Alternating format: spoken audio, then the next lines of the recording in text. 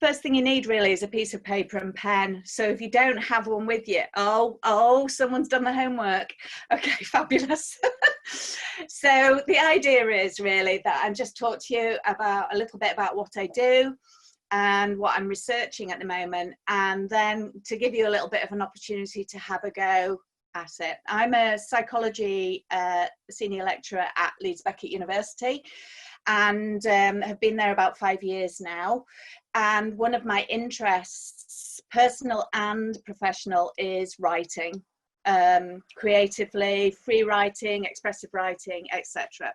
So I've got a couple of research projects on the go at the moment, and I also write in my free time as well. Do you want to put your hand up if you do write at all, kind of just free writing or creative writing? Okay, so we've got a couple of people there. I'm guessing most of you write in some way, but not perhaps in the free writing sense. So the first thing I'd like you to do is literally with pen and paper is just, I'm going to give you 2 minutes to have a go at free writing, and you can literally write anything you want, anything at all. And we're just going to see the kind of things that you've written. So if you want to start now, 2 minutes, and I'll tell you when we're sort of 10 seconds off.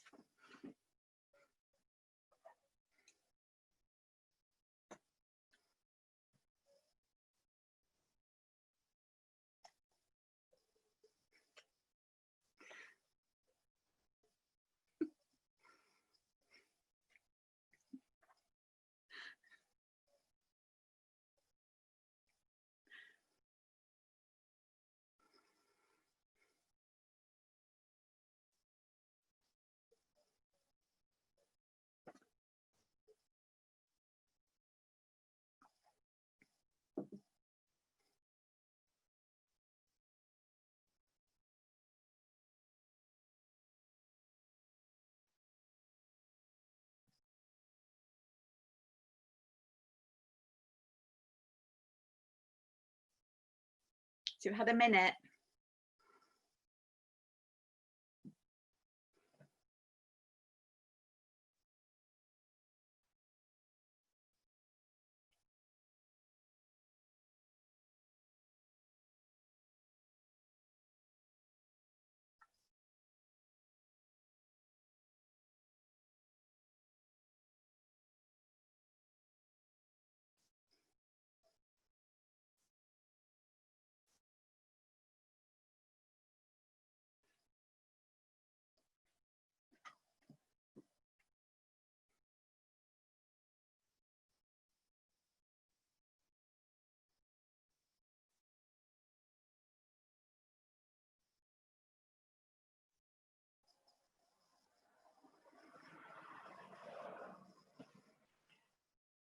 Okay, 5 seconds. And if you could stop, that would be great. I can see some of you joining and probably wondering where the audio had gone, but it was all quiet, so don't worry about that. Did anyone have trouble thinking about what they might write at all? If you just put your hand up, or did you find it quite easy to do? Okay, and did you all manage to maintain it for about 2 minutes? Yeah. Okay, brilliant. Now, basically that you can use free writing in lots of different ways. One of the projects that I've done is going down to a big college in Exeter, where there were a lot of students who had failed their GCSE English, and they hated writing and they hated anything to do with English at all. And what the guy who was head of English there was trying to do, and we're talking 700 students here, was trying to get them back into enjoying writing. So what he did at the beginning of every session in English was he gave them 10 minutes free writing, and he just allowed them to write whatever they liked. He said that he wouldn't check any spelling, he wouldn't check any grammar, and they could say exactly what they wanted to say. So, and his idea was to just try to encourage them to put pen to paper. So it was written pen to paper. There was no word processors or anything. and he got them to just, as I say, write anything. What I did was I went down to Exeter and I did interviews with them, and it's probably one of the best things I've ever done in my professional life. It was so interesting because I chatted to them about how they found the experience and what it's led to. And some of them, well, most of them said they went into the college at 16 years old, hating English, hating writing. And when they were given by their English tutors, you know, sort of paper or notebooks or anything, and said, right, okay, you've got 10 minutes to write, they had no idea where to start with it at all. They literally sat there. A lot of them, they were allowed headphones on and music on. They weren't allowed to talk, but they could just write. And most of them wrote song lyrics to start with, because it was what they were hearing and it was something that they could write. But as time has gone on, and they did this for 6 months, over a 6-month period in the first year, and they said, without fail, every single one of them said they had started to enjoy just literally putting their thoughts down. So they moved from writing song lyrics to onto, very often the teachers would put some kind of picture on the board to give them a prompt or something, and that helped them. But some of them sort of started writing about their sex lives, their romance, troubles at home. I was nearly in tears at one point because there was one girl whose father had died, and she said she couldn't feel that she could talk to anyone about it without crying. So she used the opportunity in her English lesson to write about that. And I've actually, I asked them if I was allowed to look at their journals as well. And hers was incredible to read, really, really sad, but she said it was very, very useful. So, and they all found that. They didn't all write with such depth and about such emotion, but they still started to enjoy writing. And they said they looked forward to it. It calmed them down at the start of an English lesson and kind of got them into the right mindset and everything. So that's free writing, just complete free writing. And they said the big thing for them was not having the spelling and grammar checked. They did know that their tutors were going to look at their journals, but they didn't ever discuss it or whatever. Sometimes they would put messages to the tutors in the journals because they found the talking difficult. So you can see that free writing in that sense is actually a gateway. It's helping them to start talking, etc., and connecting, which is what this is all about. That was one thing. The other thing is that I'm doing a piece of research with at Bradford University with nursing students who have to take a thing called a safe medication exam, which is taken annually, and they have to, it's all mental maths essentially, really, and they get terrifically anxious about it, terrifically anxious. So what myself and my colleagues at Bradford and within my department have done is encourage them to write just prior to the exam, literally 10 minutes before it. There has been some interventions with children that seem to work to get rid of exam anxiety, but with these nursing students, you kind of wonder whether it's going to make them more anxious being asked to write or whether it's going to work against them. I haven't actually analysed the data yet, so I'm sorry I can't give you the update, but anecdotally, when we asked them after the intervention, they said it calmed them down. Okay. Has anyone had that kind of experience prior to an exam? Where can they see how that might work? Anyone put your hand up? Does anyone want to talk or not? You're all quite quiet. Can you hear me, Ellie? Yes, I can, Jenny. Yeah. I would just like to come in there. I was a primary school teacher, just to sort of tell you my background. And I used to teach big writing, as it was called. And we had a little girl who came into the class from another school. And I used to try and be very active and stimulate the children so that they enjoyed their writing. But I could not get this little girl to write. She just would not do it. And I used to to try and say it doesn't matter, just enjoy yourself and what have you. And eventually I sort of chatted to her, and she said at her last school, because for the SAT you had to write an A4 side of paper. If they hadn't written an A4 side of paper by playtime, they had to stay in and finish it. And that had absolutely, totally put her off writing. And I know the constraints of SATs, sometimes I sort of feel, have created some of the problems that you've been talking about. Yeah, she was really hung up.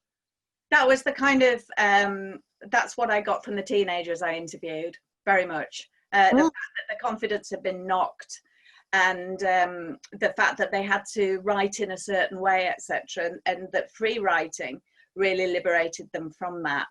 And they didn't feel there wasn't a wrong way of writing. No, we used to do that years ago. It was very much the creative side, and then all the grammar, spelling, all that sort of became a very dominant feature.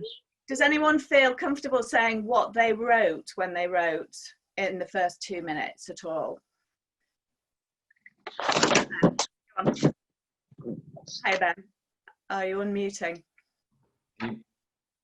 What did you know? Yeah, cool. Thanks, Ellie. Yeah, such a here we go. Yeah, such a beautiful day in the sunshine at the Great Connection Festival.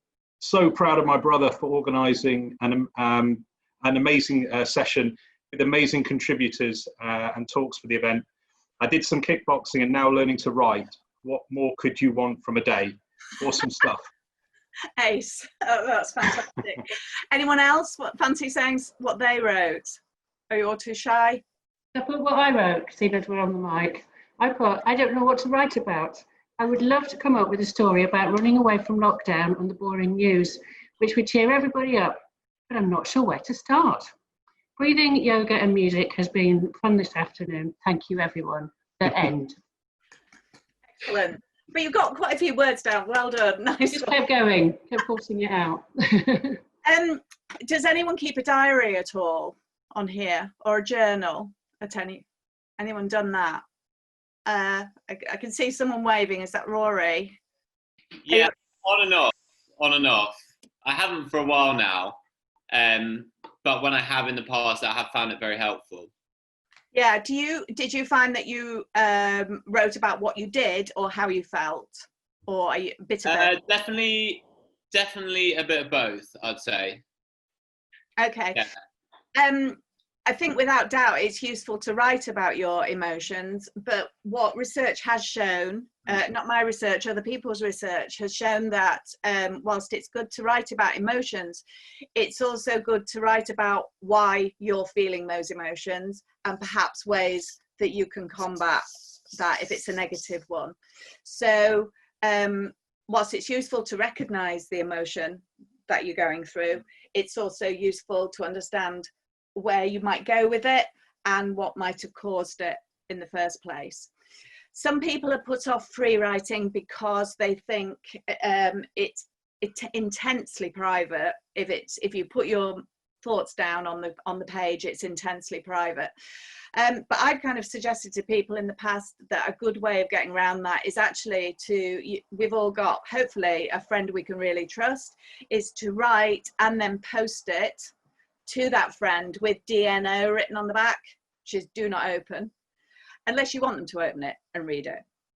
But, you know, so that it's not kind of lurking around the house or whatever. And then you can get a little collection together of maybe thoughts, etc., that you might have experienced. Okay. Bev, I've looked through, we're sort of to see who free writing works for, and to be honest, it seems to work for most people. It can also work electronically. Some people feel that it should actually physically be a pen on a piece of paper, but I think now people are using IT more and more and are more comfortable with IT. And although the research seemed to suggest that there was more creativity when you wrote with a pen, when children wrote with a pen, then actually I think that's probably changing quite a lot, just because people are more used to using IT. Some cultures seem to find it, you know, more beneficial, and it seems to be related to the amount of social media that is engaged with. So this is when there's high levels of social media, then people seem to benefit well from free writing as well. I think perhaps because you write on social media.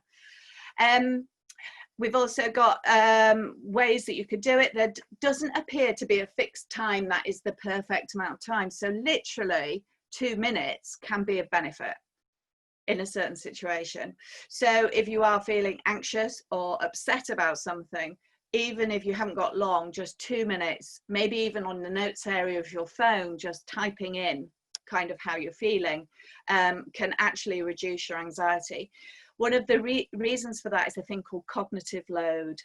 And cognitive load is when you have a high level of, well, essentially brain activity or thoughts, and by putting it down on the paper or the phone or the PC, you actually manage to reduce that amount of buzzing around in your head. I think some of you can probably relate to that. There's also a thing called flow, which is really important. And when you get used to free writing, you find that you get into a thing called flow, which is a term used by a Hungarian guy called, well, Csikszentmihalyi, his name. And he basically talks about how you can get flow from all sorts of activities. So you can get it from painting, you can get it from running, you can get it, and you certainly can get it from writing. And flow can be recognized by when you're doing an activity, you lose track of time completely. It's just, and it's meant to be so good for mental health to be able to do that and find an activity that allows you to do that. For me, it is writing. I've got quite into painting recently in lockdown, so I've kind of lost quite a few hours doing that as well. And I've never felt that when I've been running, I must admit, but some of you who are maybe fitter probably do find that you kind of realise that time goes very quickly. Anyone in there, any runners in here that can relate to that at all? Excellent. Good on you. One day I will be with you, maybe, or not. Anyway, I've only got 1 minute left, so it was very, very.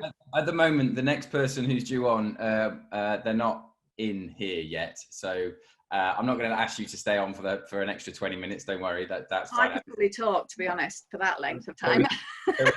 We can definitely continue the conversation, and if I may add something that. Plight Club was started because of anxiety. I used to suffer from anxiety quite badly. And oh, you are here. Where are you? Sorry, they've just messaged. I was texting someone. I can't see your face. Where are you? Anyway, I'll just finish this story. And hello, right, nice one, guys. Sorry, I was looking for the wrong name. That's why. No worries. Looking for my name. No worries. I'll just finish this story because I started it. Yeah. So anxiety, and I found that free fall writing or whatever you might be, like it's a wonderful exercise of, but once you get going, and it is like a muscle, like vulnerability is a muscle.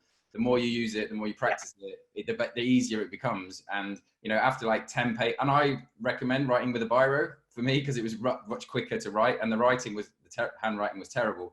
But I found that after about 10 pages of writing, when I had this problem in a relationship I couldn't quite figure out, whatever it might be, and it came down to the word camaraderie, and I realized, and it just came out eventually, and I was like, that was it. And then I burst into tears. And it was just like, it was amazing. And it was because of the writing that did it. And it was like unfolding a puzzle. And I didn't know how I was doing it or what I was doing. It just happened. It was amazing. I think by writing as well, you have to formulate it a little bit and make it clearer in your head, don't you? And I think that in itself is beneficial. Round of applause to everybody. Vulnerability is a muscle. The more you use it, the more you practice it, the easier it becomes.